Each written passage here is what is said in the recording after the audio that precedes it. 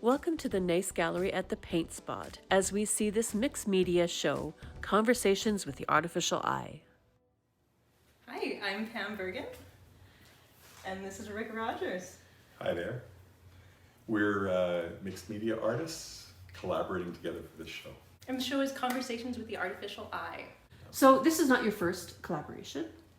No. What drew you originally to working with each other? It was actually circumstantial. We got placed together in a show at the Visual Arts Studio Association in St. Albert, and it worked well.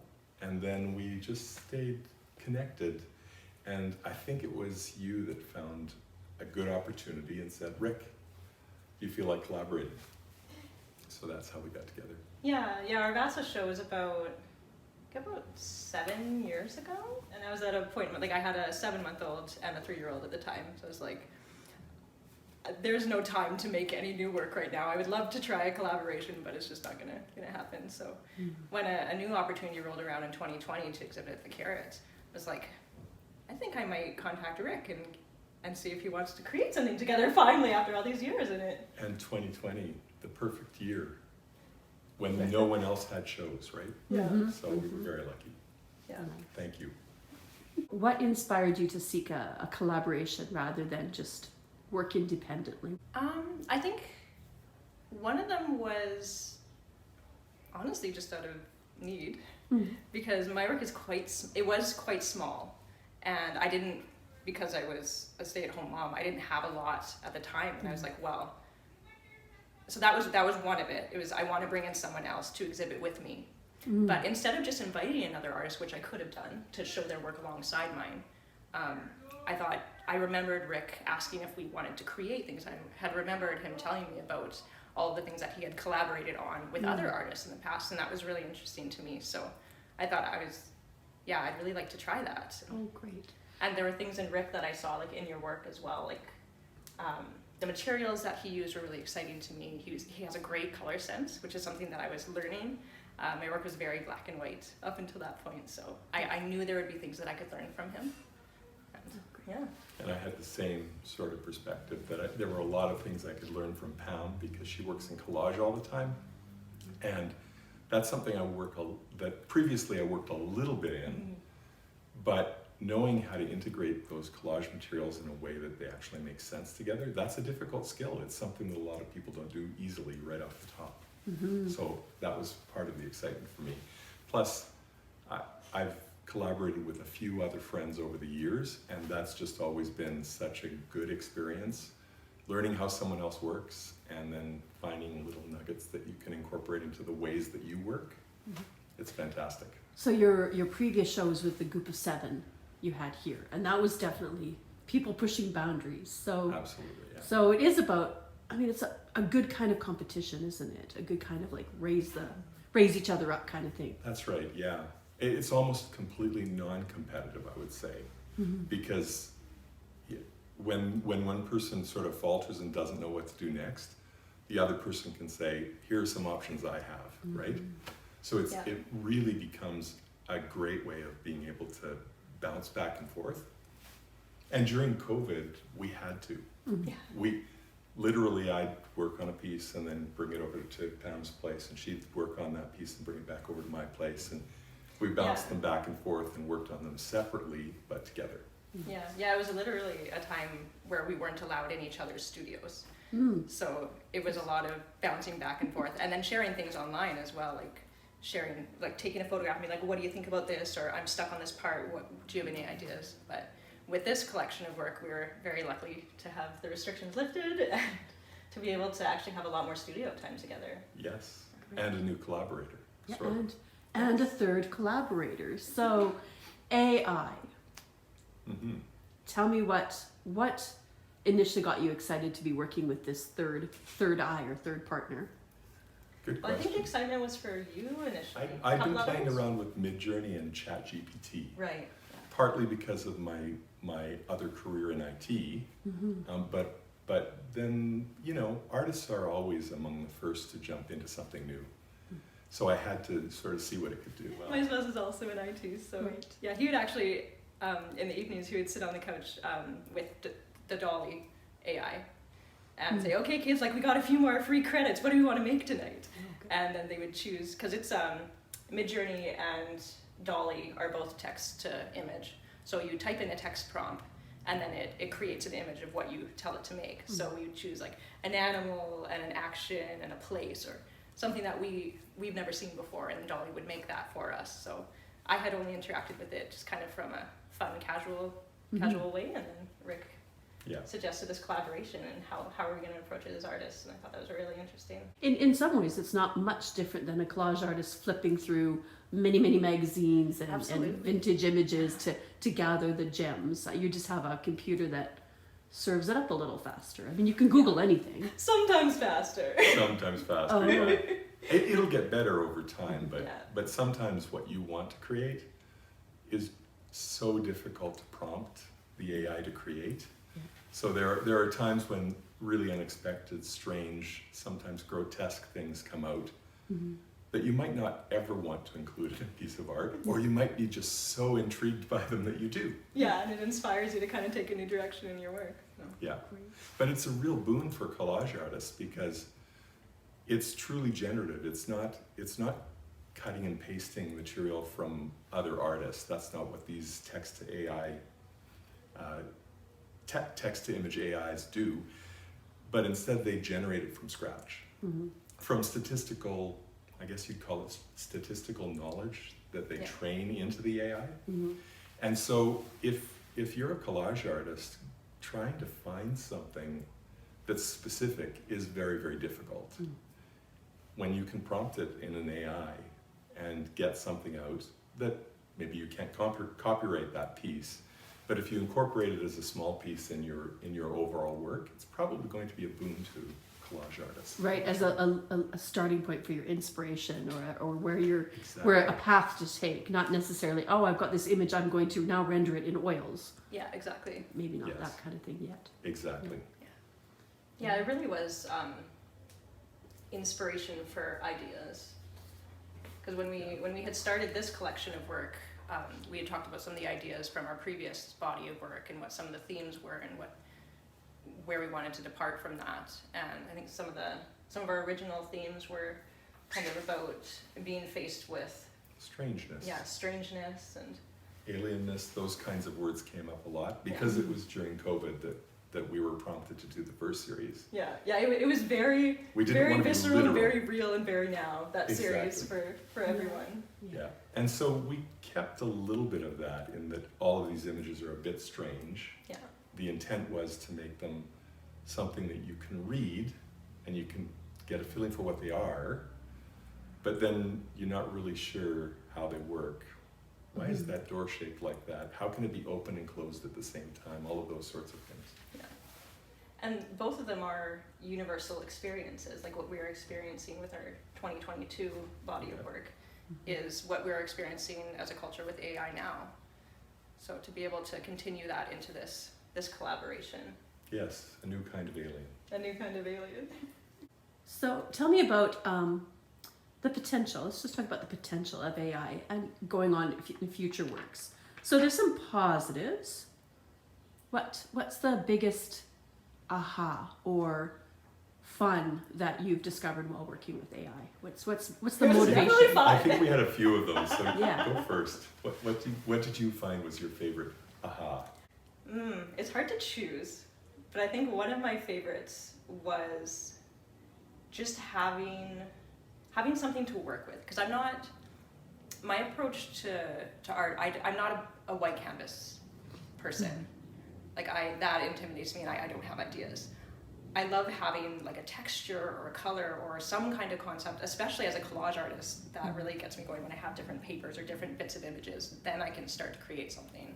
So for me, AI, I could type in an idea and it would show me something. I'd have something visual that I could work from. I think that was huge for me to have that as a resource. Yeah, the other thing I loved about it though was the unexpected things that would pop up. One of my favorites that we didn't use was I was trying to generate a door and I wanted it to be open, and it kept giving me closed doors, these beautiful ornate closed doors. No matter what I put in, I'd get the closed doors. Even when I said open, open, open, open door, I got a door that was a crack open, just a teeny crack open. So I said, open wide. And I got dental pictures. Oh. So suddenly there was sort of a wooden face Yeah, with yeah, a they still took the burgundy other tongue prompts and tried sticking to out incorporate and it into the It's image. like- open wide. It's kind of like playing drunk charades with a toddler computer, isn't it? It's like, Yes, I don't absolutely. know what you mean. I don't know what you It mean. knew exactly what I meant, right? Open wide means dentist. Yeah, So could have been something else. it Yeah, could have been remember much that. worse, you're right. So what are the negative things you think artists will be struggling with or have to be wary of? Or, yeah, what's... I'll jump in first on that one. Yeah. I think the biggest concern artists seem to have right now is that a lot of these text-to-image AIs were trained on images that they didn't obtain the rights to do the training on. Right. And because of that, there's a lot of concern about, you know, every artist has to sort of put in their time and their dues, training themselves to do something. And now we've, by accident, trained these AIs to do the kinds of things that we train ourselves to do, right? Someone else basically leveraged all of our training to do that. So it's going to be really interesting to see what happens in terms of the rights of artists. And that was part of the reason why none of these works, well, one of these works is very AI driven, but the rest of them are really driven by our own compositions with bits and pieces inspired by images from the AI or bits collaged in from the AI. So I think that's the biggest concern that I think artists have right now. But there's another one that we had discussed at the beginning of the collaboration, and that was the ethical concerns right now surrounding AI, and based on what it's been trained on. So the AI that we are using was created by a specific group of people, and it was trained on a specific group of images, a wide range from the internet, but it still has biases. Yeah. And so we had talked a lot about what biases were present, and we just tried to remain conscious of that when we worked through the imagery. In fact, we almost completely kept the figure out of the work because of the fact that they would be probably biased figures, right? I'm guessing, I don't know for certain, but I'm guessing we would have got a lot of beautiful white females because that's what the images you find on the internet typically are. Yeah, it's the And they're not advertising training from- airbrushed Yes, or- figures, yeah. yeah. They're not training from inappropriate imagery, they're avoiding that sort of stuff. But advertisement imagery tends to be all beautiful, young, white women, right? Very Tends that way. individualized. Yeah. Or romanticized ethnic. And romanticized, Yeah. yes, Yeah, for absolutely. sure. So being conscious about protecting the creators in this world where creators are really providing all the content and not getting their due. So that is a challenge. That is a challenge. Should we talk about this one first? It was such a wild card for me for a long time, but I think, a lot that you did to it really brought it together at the end. But what I loved about this piece when Pam first started putting it together was she'd interpreted a piece that came out of the AI that didn't look like this. It had 3 doors, but the doors were a little bit confusing, and she made them a lot more confusing and a lot more interesting. So I love the fact that this particular piece has doors that can be open and closed with doorknobs in the wrong place, and they're sticking out from the wall, but they're flush. But there's every little element. You still read it as a door, and you can still sort of get a feeling for whether it's open or closed. But there's so much wrong with it that you shouldn't be able to read it, Yeah. right? And that's part of what we liked about this, and part of what the AI inspired us to do, was to look for things that just weren't quite right. A lot of times AI will create figures with 6 and 7 fingers, you know, or an arm that comes out of a knee just because of the way that it generated things. Yeah. Weird things that like that. And the same thing is true of doors. The chessboard, for example, was generated, and it doesn't have the alternating black and white Yeah. that you would expect Oh, of a yeah. chessboard. And the pieces are It just decided random. 3 whites together works. compositionally, right? Yeah, and it didn't even have a back corner too. That got cut out of the. It got cut out of but the it was, collage process, but. pretty bad. Mhm. Yeah, we did have lots of conversations about perspective and light sources and what we want to use to our advantage and what we want to stay away from in terms of like spotlighting, and because lighting can change the whole piece. So this one is pretty uniform in terms of lighting, but we did play around with some funky shadows here and there. Yeah. We kept away from shadows a lot in this particular piece, Yeah. but having these two unusual shadows just sort of felt right for some reason.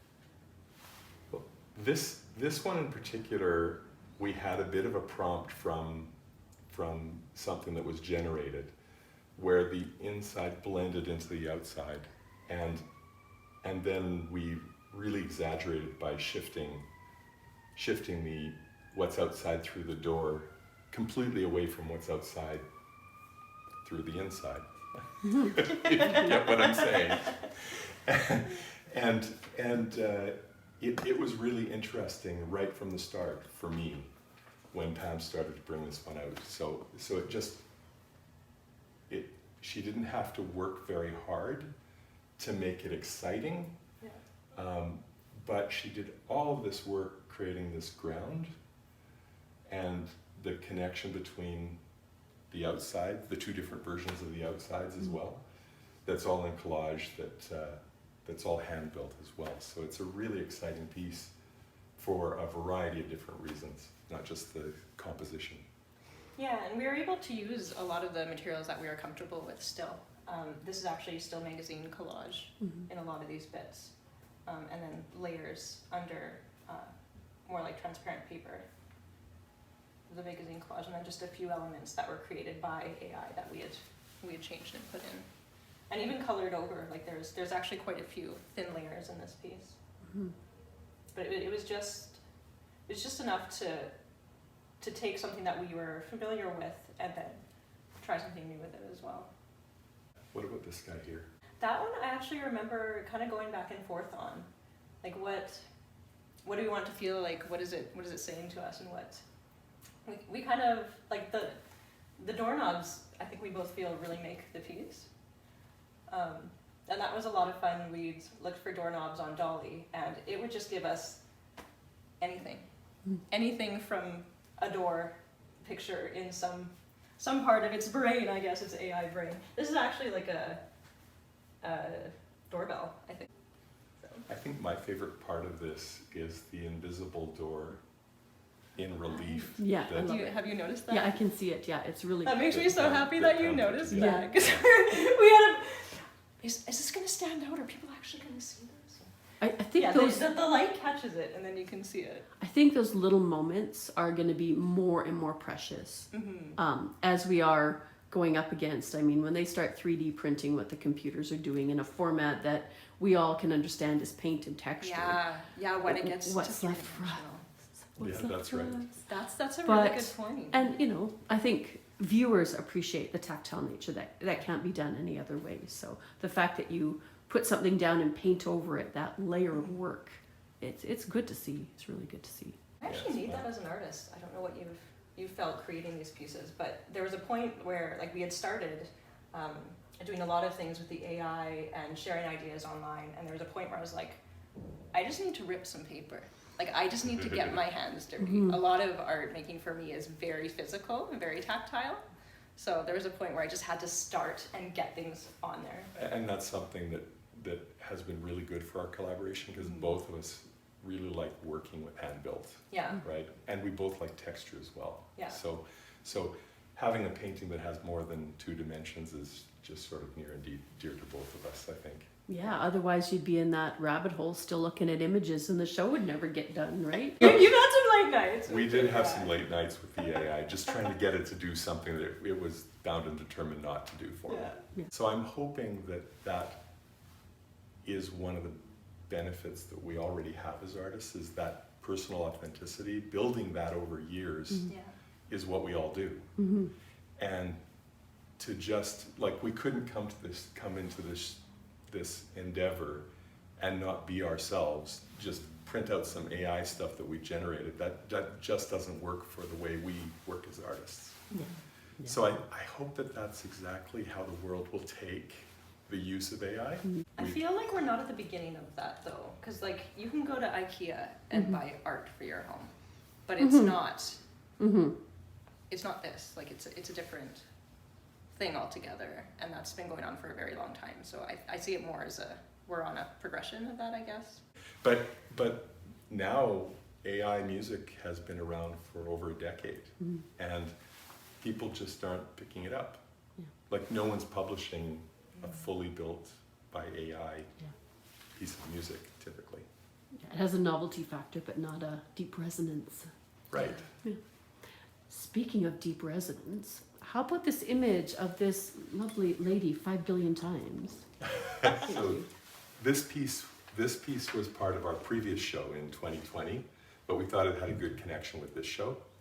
And it actually has two models, Annika, which is Pam's daughter, and Baja, which is my daughter. Oh, fine. So yeah, so Baja and I got together with her now husband in the parking lot of Vasa, and we took hundreds of images of her wearing every piece of black clothing that she and my wife Maureen owned, and a variety of hats and jewelry. Changing up the jewelry and the hairstyles. And then you can talk about Annika as well. And then, so Rick and I had created the composition. We knew basically what we wanted before we took the photos. And so Annika was going to be a presenter kind of in a TED Talk scenario. So it's really hard to see, but we borrowed a headset and dressed her up, and I just got her to speak, and we took some photos of her being a speaker. But one of the things that I really love about it is I kind of threw ideas around with her as to what might be on the screen behind her, what she would be talking about. And she has a real heart for earth sciences. She's 10 years old this year, so this was a few years ago, but she's always just been really interested in the way that the earth works and in the problems that are arising with climate change and things like that. So we had built that into the Our thought process was around homogeneity, whether like are we all one people, or are we truly individuals, or are we just barely individuals, we dress slightly differently, all of those kinds of questions. And does someone change our mind, all at once, our minds, our collective minds, or does it take every single person changing their mind to make things happen, right? So we had this ironic thought about who we are, and we also just love the idea of hundreds of one person being the crowd. Yeah. That was part of the germ of it all, was just how many of the same person can we put in one image? And of that making the atmosphere of the piece too, there really isn't anything besides a bit of a floating stage in this piece, and it's gray on purpose. And it was different than the other pieces we had in that show, which were very high key backgrounds, very textural. Yeah. Nice. Yeah. It was certainly a lot of fun, but probably the most expensive piece time-wise. Time-wise, So yeah. we're gone. Yeah, because we did what an AI could do. Yeah. Like Rick took all the photographs. Well, we took all the photographs himself, but I mean, Yeah. you did way more than we did. And then getting that, like we formatted it all in groups on a computer. So grouping the figures and then making them, the larger ones to be in the foreground and the smaller ones to be in the background. And then we printed it all out. I cut it She cut with a knife. every one of those. Every one of these groups with a knife and then glued it down. Whereas this is something we could have compiled. AI could have made, or we could have compiled and just printed out. But we wouldn't have loved it. we wouldn't have loved it. No, I absolutely We're very think hand-built people. So. I absolutely think there's something of greater value to see the obsessive handmadeness of it. Yeah, Like- obsessive handmade works really Yes. well with this piece. It- Yeah. Maybe I we think need it- to get group therapy after all of this. That's where an art is. When something is like beyond what a normal person would do, then it's art. And There's it's that lovely. unique artist dedication There to is. craft. Yeah. Yeah, I think people do relate to that as well. They really do. They look at it and they go, maybe I think I could do that, but would I? Yeah, and respect the skill and respect the the skill, time and yeah. the dedication. Like it does Absolutely. elevate it. Yeah, I feel like size. That's where artists will play with size. Okay, is it very big or do we have a lot of small? Those are the options there to make it impactful. But There are also lots of little details that when you're building a piece physically, you have to deal with that no one ever knows about, right? The fact that we needed thinner paper here and thicker paper here. yeah, because the figures To make overlap sure that they and wouldn't- make shapes when you glue. Yeah. Those kinds of little things, they make a big difference to a piece, but you don't notice that when you look at it. You only notice it if it's done badly, done poorly, right? One of the things that I loved about this process of taking our own photographs and also of using AI in our series is that you could reprint them. You have a second chance. Whereas when I do more traditional magazine collage, you got one chance, unless you have multiple of the same magazine. Yeah. So it was very freeing for me to be able to give this a try. I love that. Yeah, and it's of course got the double-edged sword of you could play with it forever. Yes. Yeah, you need to know your At a limits. certain point you have to go, okay, this is good enough. Now we have to do it physically and see if it still works. Yeah. So that's a great reason to collaborate. Is Yeah. having someone else confirm it's done, Yes. or stop you Absolutely. before you take it too far. Like yeah. There was with this piece here, Yeah. we were at sort of you called it the 10th hour in putting this show together. Yeah. And I had this image that had popped up in AI, and I said, I really want to play with that. And Pam was like, do we actually have time to get another piece started at this point? I said, well, just give me tonight. Yeah, what I loved about that particular image, because that one is the one piece in the show that's very, very close to what we generated with the AI. Yeah. But of course, it's built by hand with transfer and collage and additional paper over top of it, all those sorts of things, and some paint. But it's so close to what we generated that, frankly, we couldn't really. I don't think we could copyright that particular image because the Office of Copyright is saying, no, you can't copyright AI-generated work. Yeah. And that's okay with us because we were building a piece that would go in the show that would show the other side of AI. So we showed the inspired by pieces, and this one is not just inspired by, it's composed by. And then we just made modifications to it to make it something more than a simple black and white image. Yeah. Yeah, great. And on the flip side, this one actually has no AI generated imagery in it. It was one that we created alongside the other works, and our ideas played into it, but there's nothing that a computer made in this piece. It was the most traditionally built piece for us. And the first one that sold. And the first one that sold, right? There might There's be meaning affirmation. in that. But Yeah, there's some lovely marks and passages in there. It's a really, really delightful piece. So, yeah, don't go down that AI rabbit hole too far. Exactly. This is actually one of my favorites. This is one that we had started early on. Rick had started it. So this piece was one where we started by thinking about using a lot of staircases, and we generated hundreds of AI images of staircases, and we were thinking about collaging them together and placing them on the board.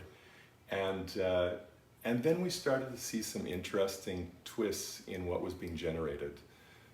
There were a bunch of yin-yang sorts of images generated by Midjourney. Yeah, like the compositions of the spaces were. They were similar for some reason. It's hard to know exactly why it does what it does, but we started to see those interesting similarities, and then we thought, well, let's put our own composition together so that we can collage staircases onto it. And then we began the sketching process. Rick had actually put a lot of work into sketching the yin-yang piece, and we got to a point where we realized it wasn't actually possible for us to hand build it. It would have been AI digital art actually would have been the best use case for that. So we modified our plan and changed it into ramps, and then the staircases found their way into the background just as sketched lines. So yeah, I'm quite happy with the way that it turned out. But I think this is one of the first pieces where we really hit a human limit, and we're really challenged in how we worked with the AI imagery and our initial concept. Yeah, the scratches came about in a similar way. I'm not sure that they'll show up on camera, but all of the background is scratched, partly to activate that background because it felt too empty, and it needed marks. Yeah, to it give needed it marks, something it needed interesting. a texture, a visual texture. Probably the most AI-generated imagery that we've used in a piece. It in this is, series. yes. But it is still hand cut and collaged. So if you look really closely, you can see all the cut lines of the shapes. We had printed off several nebulae. Yeah, Nebula? several imaginary nebulae. Imaginary nebula. And then composed it in a way that we found visually interesting. So yeah, taking what AI produced, but then curating it into a piece that we were happy with. And then same as this, and these are both, I think, Midjourney. They are, Midjourney generated. and images, we used a property in Midjourney to make sure that the colors would actually modulate well between the two spaces, because you can provide a seed that will help to keep things compositionally similar. So the colors are somewhat similar, even though they've gone more natural in that space. And we wanted to kind of do something different with the traditional landscape. We were getting a lot of pastoral scenes, a lot of very stereotypical. One big tree. Yeah, it was like a one tree big tree portrait with a beautiful, calm pastoral landscape. So we're like, well, where can we take that? So we just started ripping and folding it in on itself, and working with that idea of the portal that's present in so many of the works in this series. So what's next? What do you think's next? You put me on the spot. Well, Well, I think I would just say more. yeah. I was gonna say more we're of the definitely same. gonna continue the collaborating with AI and with each other as well. I Yeah. think there's a lot of ideas that we still wanna chase together and Exactly. explore where those lead us. Even just in this series alone, there are so many other directions to go that would still stay in a similar vein. Yeah. But there were also all sorts of interesting things that popped up that we saved the images. We printed them and saved them, but we haven't done anything with them too. Yeah, we've already been doing some work on generating more images, so that we have more starting points for things that we're going to work on. Great. Well, I love your sensitive approach to this wild and crazy image world. So thanks for sharing, and thanks for having this conversation about art, creativity, and AI. Thanks for Thank having you. us, and thanks so much for the opportunity to show it to the Nest Gallery. Yeah, well, it's artists inspiring artists, so we love it. Thank you very much.